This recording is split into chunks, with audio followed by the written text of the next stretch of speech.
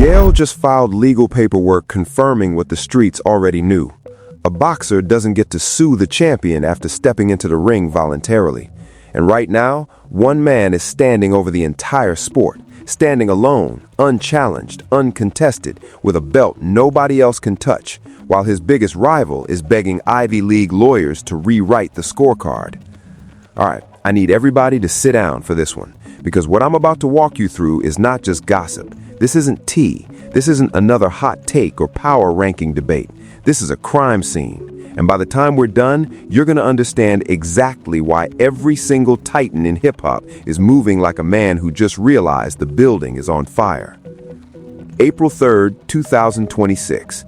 Two devastating amicus briefs land at the United States Court of Appeals, Second Circuit. One from the Floyd Abrams Institute for Freedom of Expression at Yale Law School, the other from a coalition of legal scholars spanning Howard University, Tulane, Virginia Tech, and UC Irvine. Both say the same thing in the most polished, devastating legal language you've ever read. Drake's appeal is dead on arrival. But hold on, we're going to circle back to those briefs because the details are genuinely jaw-dropping. First, I need to set the stage, because without understanding the full scope of the last 18 months, those court filings are just paper, and trust me, they are so much more than paper. Take your mind back. Late 2024, no announcement, no countdown. Kendrick Lamar materializes with GNX, a full album nobody knew was coming. Metacritic score of 87, the highest-rated rap project of the entire year, the one everybody else was measuring themselves against. Forums, group chats, comment sections, unanimous. He dropped a classic like it was casual. This album arrived in the direct aftermath of Not Like Us, the most lethal diss record in a generation. A song so dominant that people who don't listen to hip-hop knew every word, every club, every stadium, every aux chord, every algorithm. It wasn't a response track, it was a cultural sentence. Verdict, guilty, no appeal allowed. Except someone literally tried to appeal it in a federal courthouse. We'll get there. But what Kendrick did next launched this from impressive to historically absurd. February 2025, the 67th Grammy Awards, 5 trophies in one night, Song of the Year, Record of the Year, Best Rap Song, Best Rap Performance, Best Music Video, all for Not Like Us, a diss track. The Recording Academy declared a battle record the pinnacle of all music that year. Not rap, all music. That had never happened. A war record winning Song of the Year. History had to make room. 2 weeks prior, Super Bowl LIXX, 120 million viewers, Kendrick in the center, and he performs Not Like Us on the biggest speakers Earth has to offer, the kill shot in front of humanity. Nobody flinched. And that right there should have been enough to end every debate about hierarchy in hip-hop for the next decade. But Kendrick wasn't finished, not even close.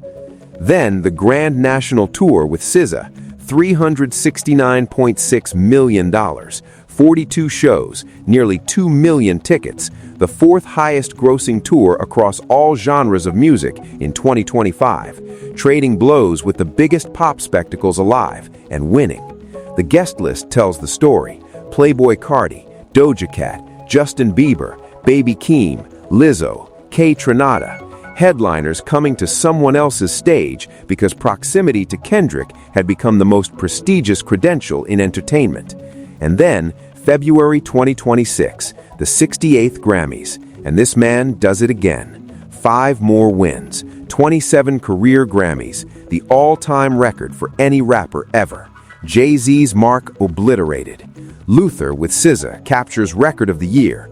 Back-to-back wins, 2025 for a diss track, 2026 for a love song. The range is insulting to everybody else.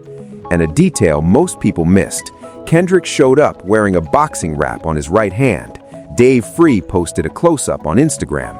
The internet detonated. New era, new album, nobody knows. And that's the entire point. One visual clue, a million imaginations on fire. Mythology in real time. And if you think that's where this story peaks, hold on, because we haven't even gotten to the courtroom yet. Now, those amicus briefs.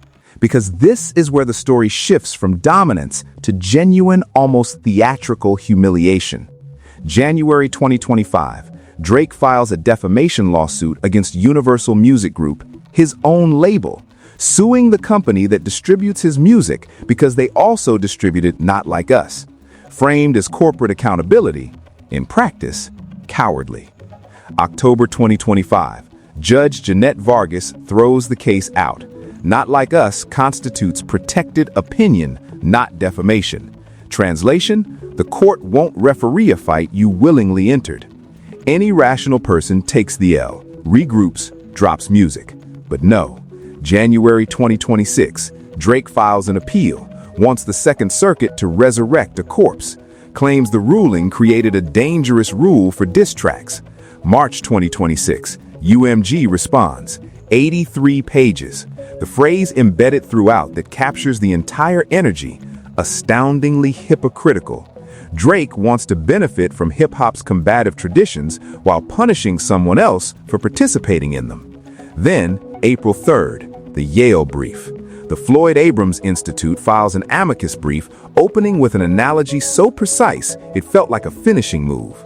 Suppose a self-assured boxer challenges the world champion to a prize fight, is knocked out on live television, and, with bruised ego and body, files a lawsuit for battery. That lawsuit would fail for a simple but important reason. The challenger consented to the fight. Consented. The brief identifies Drake's own tailor-made freestyle, released April 2024, where he allegedly invited Kendrick to come at him, specifically encouraging the kind of allegations he now calls defamatory. Kendrick answered with Not Like Us weeks later. Drake then released The Heart Part 6, acknowledging, quote, "This Epstein angle was the shit I expected." Yale's conclusion: Drake asked for the fight, got demolished, now he's suing the referee. A second amicus brief cut deeper.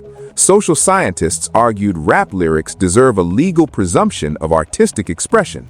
3 decades of research show lyrics labeled rap get judged as more literal and threatening than identical words in other genres. The racial bias implications are staggering. And the knockout detail: Drake himself once championed the Protect Black Art campaign, opposing courts treating rap lyrics as literal evidence. Now, he's asking a federal court to do exactly that to Kendrick's bars. The brief called it paradoxical and problematic. The internet was far less diplomatic. While Kendrick collected trophies, headlined the Super Bowl, and grossed nearly $400 million, Drake generated legal paperwork, and every filing met a bigger, more humiliating rejection. That's not a rivalry. That's not even competition. That's shadowboxing in an empty gym. The opponent left the building months ago, and he's currently selling out soccer stadiums on 3 different continents. And here's the thing: Drake isn't the only one malfunctioning under this gravitational pressure. Not even close. The entire ecosystem is glitching, badly. April 7th, 2026. Kanye West strolls into Dion Cole's comedy set at the Hollywood Improv, capacity somewhere around 300, and Kanye takes the stage to announce that nobody alive can defeat him in a versus. On a narrow, format-specific level, he might genuinely have a point. That catalog is stacked beyond belief. Stronger, Gold Digger, Runaway, Power, Heartless, Flashing Lights, All of the Lights.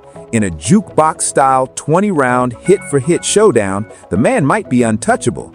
Even his harshest critics, and there are many, would grudgingly admit that catalog is staggering. But absorb the context of this moment. A figure who sold out SoFi Stadium, a man who reshaped the sonic architecture of an entire generation multiple times over, standing in a room smaller than most restaurants, performing confidence and seeking applause from comedy fans who came to hear Dion Cole tell jokes. Why? Because the world outside that room contains a reality he can't outperform, a reality where Kendrick Lamar just completed the most dominant stretch any rapper has ever assembled, where Grammy records are dust, where stadiums across 5 continents are selling out, where the cultural conversation has moved so far forward that even the most legendary catalogs now feel like artifacts from a different geological era. The fans saw it instantly. Every clip from that improv night got flooded with the same 3 words. What about Kendrick? The man wasn't in the building, wasn't in the zip code, and still dominated the conversation. His name functions as an inescapable gravitational constant in hip-hop. You cannot discuss greatness without collapsing into his orbit. It's not optional, it's physics. And then there's Jay-Z, the man who held the Grammy record before Kendrick politely removed it from his hands. July 10th and 11th, 2026, 2 nights at Yankee Stadium. One evening celebrating the 30th anniversary of Reasonable Doubt, the next celebrating the 25th anniversary of The Blueprint. 2 of the most important albums in the history of recorded music, genuinely untouchable projects that reshaped what hip-hop could accomplish. But here's what I need you to hear beneath the celebration. This is retrospection. This is a titan turning around to admire a mountain he climbed 3 decades ago. Beautiful? Absolutely. Earned? Without question. But it's undeniably the posture of someone who recognizes the path forward leads directly through Kendrick Lamar.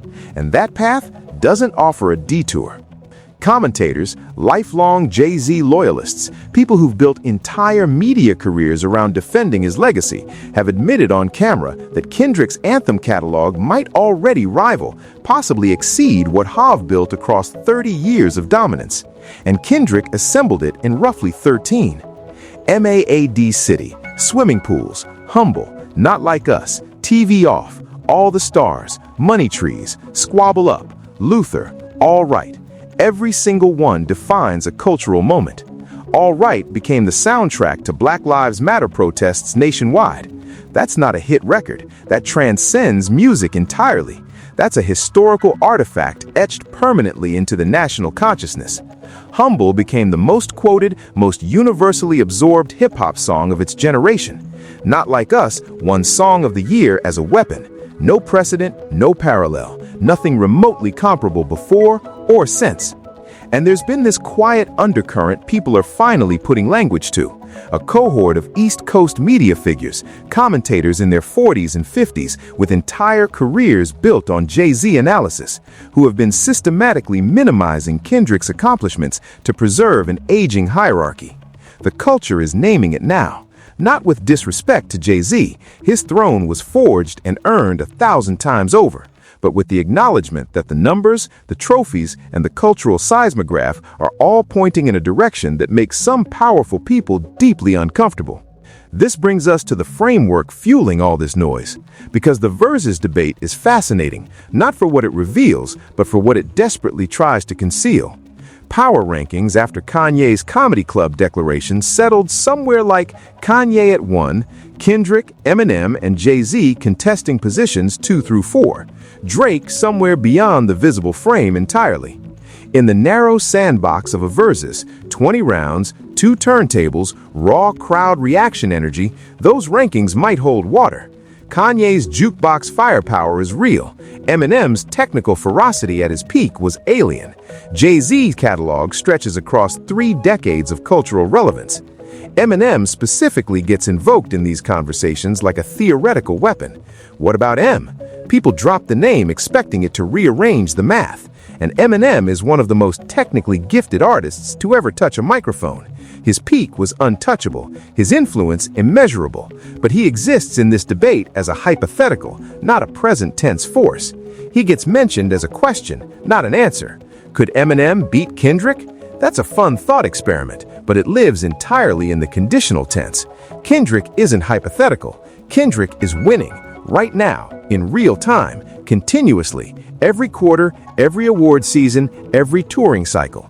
The difference isn't talent, it's presence. But here's the deeper issue. What does versus actually measure? Nostalgia? Familiarity? Who had the catchiest hook in 2005? It's a rear-view mirror dressed up as competition, a retrospective masquerading as a contest. The real game, the one determining who moves the culture forward, runs on completely different metrics. Who is winning institutional recognition right now, not 10 years ago? Who is filling stadiums with new material, not anniversary celebrations? Who is producing songs that become protest anthems, Grammy juggernauts, and cultural landmarks simultaneously? Who is forcing the entire industry to realign around their existence? Every single one of those questions has the same answer, and everybody debating verses knows it, which is precisely why the debate exists in the first place.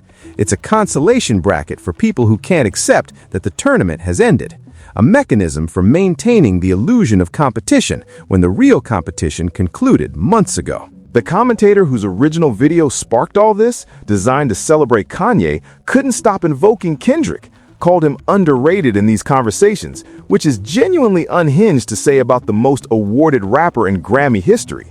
Unless the entire media apparatus has been deliberately deflating his significance to protect legacy narratives, which appears to be exactly what's been happening. Academics went on camera and admitted Drake would lose to Kanye in a resus, 12 rounds to 8. When the man whose entire brand was built on defending you publicly concedes defeat on your behalf, the obituary has been published. There's an emotional layer to this story that evaporates when we fixate on statistics and courtroom proceedings. Kendrick accomplished all of this through craft, not stunts, not manufactured drama, not clickbait litigation, not social media antics, through songs. Not Like Us was not a blunt instrument.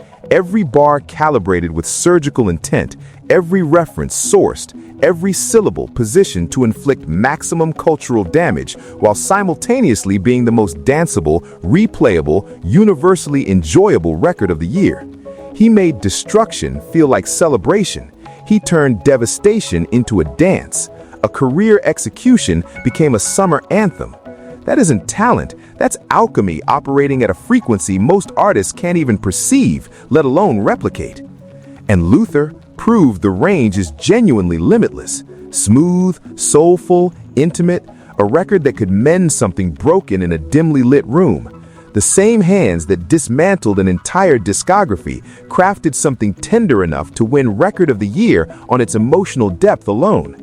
He went from ending a man's relevance to making something beautiful enough to move you to tears. The destroyer and the healer, back to back, same artist, same year. But the detail resonating loudest through this entire narrative is the silence. No interviews about the beef, no podcast victory laps, no Instagram screenshots of court documents, no comedy club proclamations, no nostalgia celebrations. He's simply existing, making music, touring continents, collecting hardware, being a father, moving through the world with the kind of stillness that only arrives when your position is beyond dispute. And that quietness is the most deafening frequency in all of hip-hop. Contrasted against the noise surrounding him, Kanye performing confidence for 300 strangers at a comedy venue, Drake performing relevance for federal judges and appellate courts, Jay-Z performing legacy for stadium audiences, media personalities performing objectivity while quietly repositioning old narratives. Everyone is performing, except the one person who has nothing left to prove. Confidence doesn't announce itself, it occupies space. Desperation fills every room with noise, hoping volume can substitute for substance. Hip-hop right now is extraordinarily loud. One person is extraordinarily quiet, and that quiet man is the direct cause of all the noise. Let that paradox settle in your chest for a moment. Now here's the part that should genuinely terrify every other name in this discussion. We're not talking about what Kendrick has done, we're talking about what he's about to do. DJ Academics, the same man who publicly conceded Drake's defeat, went on a recent live stream and dropped something that sent shockwaves through hip-hop media. He claims he's under good authority to speculate that Kendrick has new music coming in 2026, and not just a feature on Baby Keem's Casino album, which is already confirmed with the track Good Flirts. Something bigger, something heavier, something nobody is remotely prepared for. The boxing rap at the Grammys, Dave Free's Instagram post, the radio silence since February, none of this is accidental. This is a man who surprise dropped GNX with zero warning and watched civilization recalibrate. He operates on his own timeline, and everyone else merely processes the aftershocks when they arrive. And the tour isn't winding down, it's accelerating. The Grand National Tour is expanding across the globe. European dates launching in Germany this July, running through the Netherlands, France, England, Spain, Italy, Poland, and Sweden. Then Latin America in September, Mexico City kicking things off September 23rd, followed by Colombia, Brazil, Argentina, and Chile. soccer stadiums across continents. And here's what's wild. SZA isn't on the Latin American leg, meaning Kendrick is filling those massive venues on his name alone. His reputation alone is the draw. Argentine hip-hop duo CA7I and Paco Amoroso signed on as opening acts, evidence of how far his gravitational influence has radiated beyond American borders. Kendrick Lamar is no longer just a domestic phenomenon. He's a global force. This isn't an artist cruising through a victory lap. This is a map being redrawn. If another album lands in 2026, even at half the voltage of GNX, what remains to debate? The gap between first and second is already a canyon. Another project turns that canyon into an ocean with no visible shore. So where does this leave the landscape when one person wins so totally that competition becomes an abstract concept? We're watching a rapper who transformed a diss track into the most decorated song in Grammy history, then watched his target attempt to undo it through the federal court system. We're watching Ivy League constitutional scholars line up to explain why that legal strategy should stay buried.